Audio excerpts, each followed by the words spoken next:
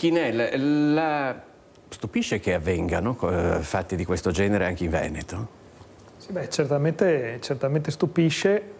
Noi come Confapi non firmiamo CCNL in agricoltura, però delle valutazioni sono da fare, no? Quindi al di là di questi fenomeni che sono fenomeni di enorme gravità, perché chiaramente afferiscono alla violazione di diritti umani minimi ed elementari, a mio parere come associazione datoriale bisogna anche cercare di capire quali sono i meccanismi che poi ingenerano queste situazioni. In particolare per quanto riguarda il lavoro agricolo, ad esempio, è un lavoro che, parlavo di contratti collettivi nazionali, proprio per dire perché non è un lavoro costoso. A livello nazionale, e qui il Mattei della CGIL magari mi potrà correggere, il contratto per l'operaio agricolo sta sui 5,50-6 euro l'ora, credo, quindi no, non è più alto. Non è un... Parlo di quello nazionale, in Veneto magari c'è un accordo provinciale, ma comunque insomma è rispetto a tutti gli altri contratti collettivi il più basso sostanzialmente. Quindi in realtà il lavoro agricolo ha una bassa retribuzione. Detto questo, ci troviamo in questa situazione poi fattivamente nei campi. Chi lavora nei campi oggi? Fino a una decina di anni fa lavoravano i romeni e gli albanesi, giusto? Adesso sono passati ad altri settori economicamente più profittevoli. Oggi lavorano pakistani, indiani e cittadini del Bangladesh. Perché una cosa, visto che di agricoltura Confapi mi dice, volevo chiedere, è possibile che situazioni analoghe, diciamo magari non di questa gravità, si verifichino anche in altri settori della nostra economia? Nella manifattura sono impossibili, ma succedono in agricoltura perché l'agricoltura sconta il problema,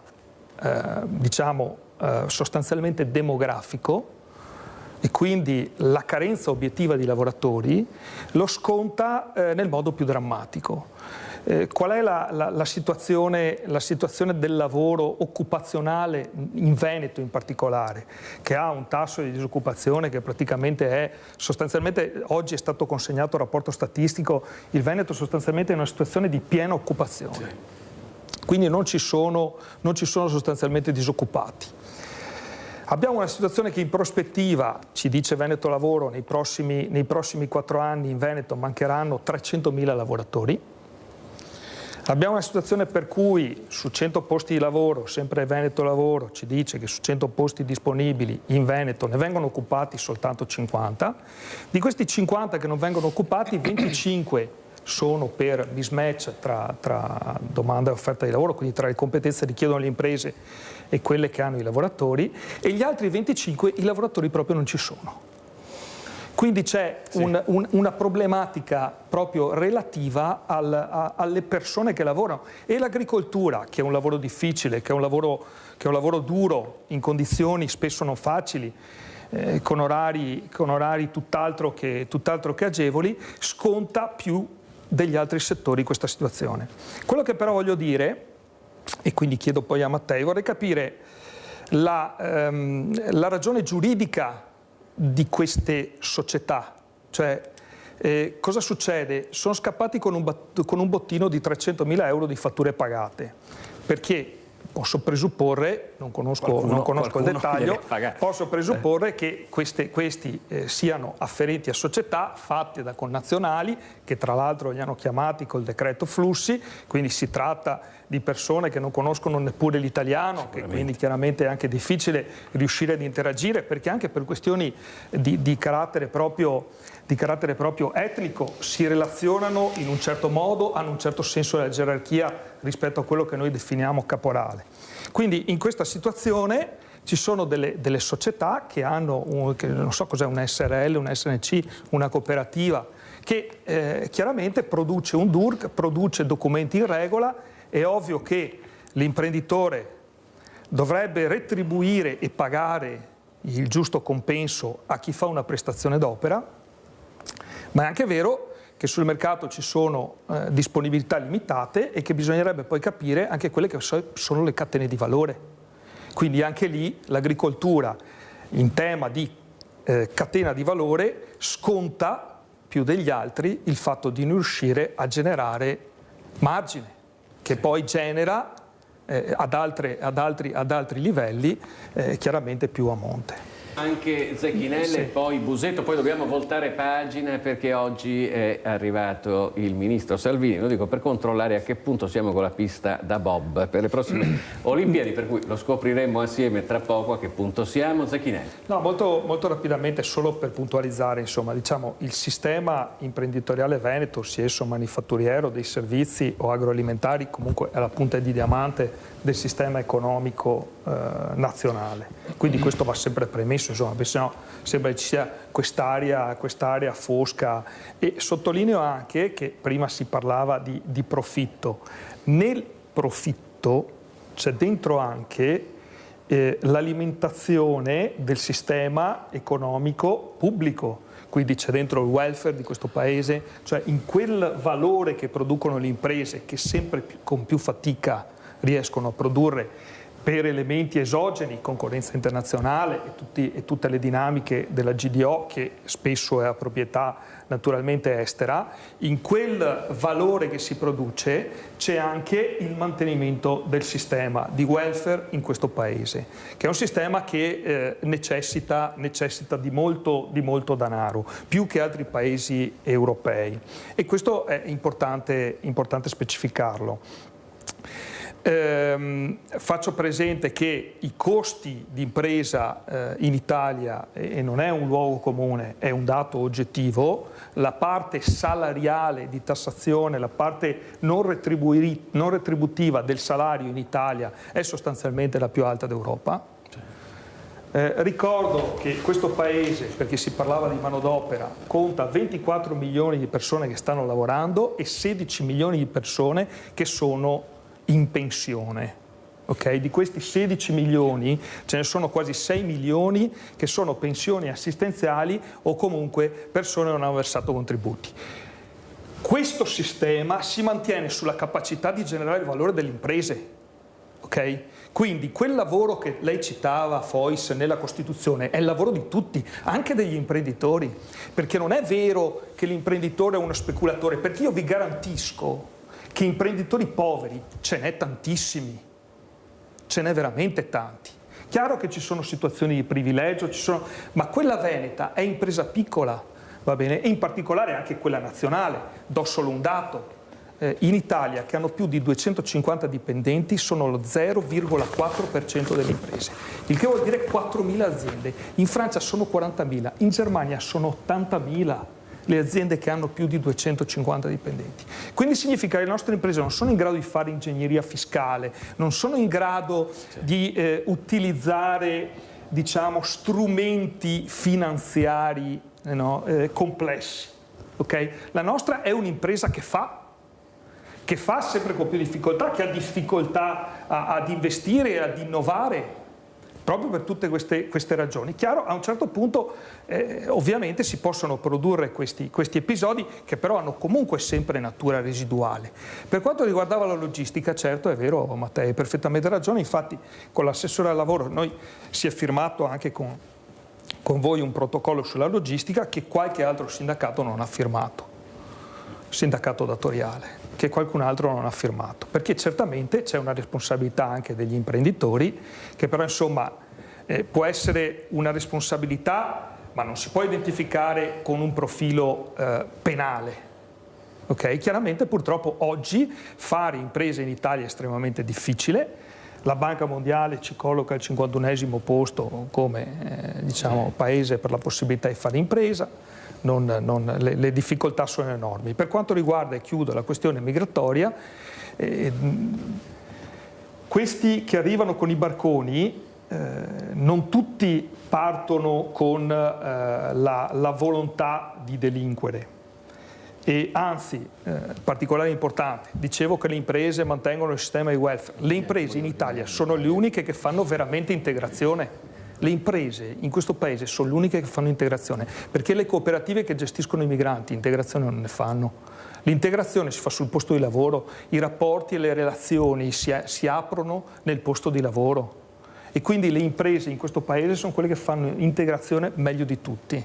E lo si vede sempre dal corriere che ti consegna il pacco oppure dal lavoratore in un cantiere edile.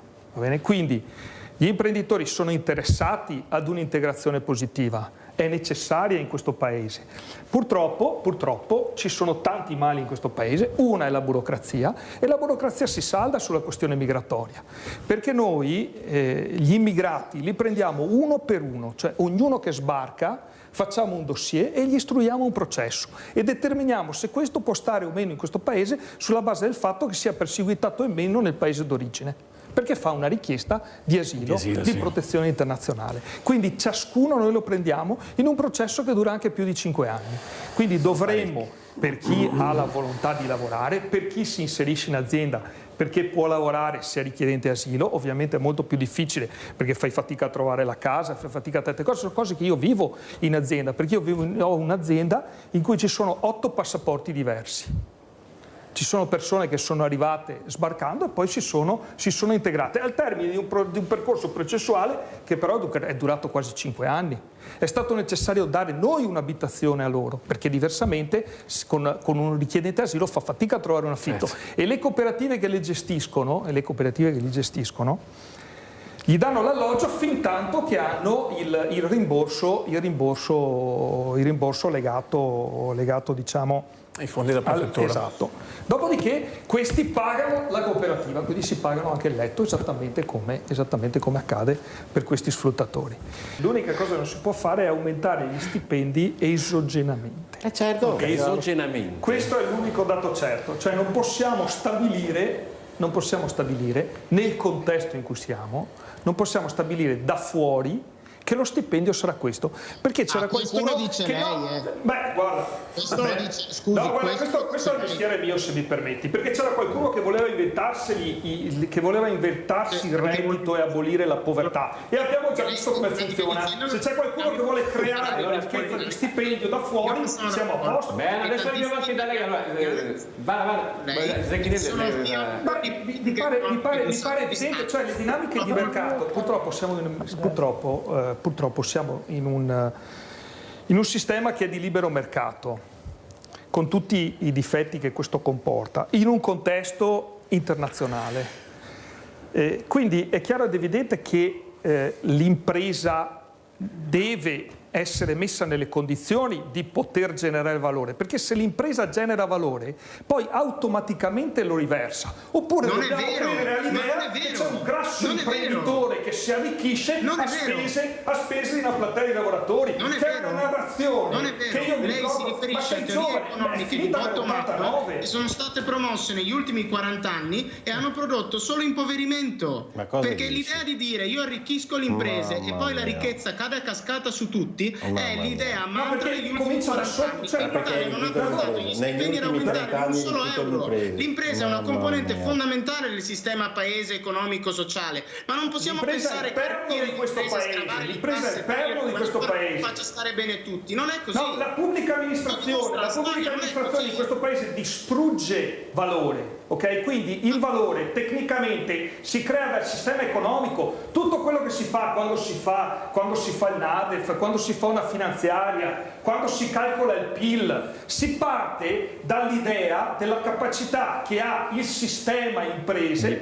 di produrre e generare reddito. Il problema nostro è che il sistema delle imprese reddito ne genera sempre meno, la competitività diminuisce sempre di più, la produttività diminuisce sempre di più, ma se i problemi si affrontano dal fatto che c'è qualcuno che si arricchisce a spese del popolo, io credo che francamente faremo fatica a risolvere i nostri problemi. Scusami, tu hai detto... Posso solo fare un inciso, perché insomma, siccome c'erano tutte opinioni, diciamo, tra virgolette contro, no? Io volevo partire in un ragionamento partendo un po' da quello che è oggi il nostro paese e quello che era prima, perché le Olimpiadi si sono fatte a Cortina nel 1958 e hanno fatto una pista da bob.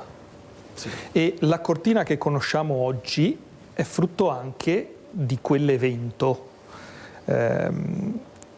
Nelle opere pubbliche è vero che si fa un rapporto costi-benefici ed è sempre necessario farlo prima prima di iniziare l'opera, ma è vero anche che l'opera infrastrutturale ha un respiro che si misura nell'ordine di decenni, quindi tante cose non sono prevedibili, ma l'opera e l'infrastruttura fa da volano. In particolare c'è lo scandalo relativamente al fatto del costo della pista da bob, no? Perché in Italia abbiamo solo 2 persone che fanno bob. Ma noi se non abbiamo una pista, come facciamo a creare un movimento? Nessuno di noi può escludere che fra 5 anni arrivi un ragazzino che va col bob meglio di tutti e dai capelli verdi e tutti giocano a bob. Fino a 5 anni fa i campi da tennis erano deserti. Sì, come Sinner, esatto. Adesso è nato un movimento e non trovi posto per giocare a tennis, poi adesso per carità è arrivato il padel, ma faccio per dire. Quindi bisogna ragionare intorno a queste opere per le quali si spende denaro pubblico e bisogna ragionare, secondo me, in termini, diciamo, sereni, perché non è solo la pista a bob che potenzialmente non può generare reddito, perché sindaco, non so il tuo palazzetto se generi profitti, la tua pista atletica se generi profitti, bene, perfetto, sei fortunato, perché se no avresti un debito. Quindi le infrastrutture sportive pubbliche difficilmente generano reddito, quindi la pista a bob non sarà l'unica opera sportiva che non arricchisce la collettività, però serve in funzione di una cosa prestigiosissima che è le Olimpiadi, che ci sono state assegnate 12 milioni l'anno costa per mantenerla anche. Cioè, quanto costa costruire? Non è l'unico capitolo di spesa clamoroso in un'amministrazione pubblica, perché probabilmente anche tagliare i prati può costare del denaro, fare manutenzione di piste di atletica non utilizzate costa denaro. Cioè, il problema è a che cosa serve l'opera. Il contesto è quella delle Olimpiadi Milano-Cortina. Sarebbe stato tristissimo se il Veneto non fosse riuscito a presentare una pista di una gara che era assegnata e vederla andare all'estero. Sarebbe stata una missione di un sistema economico che non è in grado neppure di fare una pista a bob. È un po' così.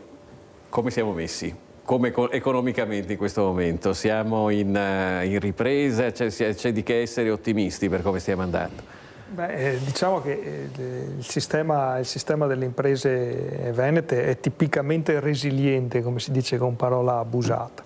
Nonostante tutte le difficoltà, nonostante tutti i problemi, l'impresa veneta è riuscita sempre a trovare delle soluzioni. E quindi, insomma, francamente, fare l'imprenditore comporta per definizione essere ottimisti, perché altrimenti non puoi avere alcun successo, quindi altrimenti si fa un altro mestiere. Infatti, diciamo, il prerequisito è avere una prospettiva di futuro per fare l'imprenditore, quindi diciamo che è un mestiere molto particolare, estremamente difficile. I veneti generalmente lo fanno bene, insomma, quindi la congiuntura economica è estremamente complicata, insomma, è un dato noto, perché abbiamo le crisi internazionali che conosciamo, tutte le varie problematiche. Oggi c'è in essere una crisi molto difficile di cui si parla poco, che è quella relativa a Suez e alla questione degli Hutu, che sta portando tutta una serie di problematiche di approvvigionamento per le imprese, di noli. È una tematica di cui bisognerebbe parlare. Diciamo, l'impresa è poco al centro del dibattito politico, insomma, questo è uno dei mali del nostro Paese.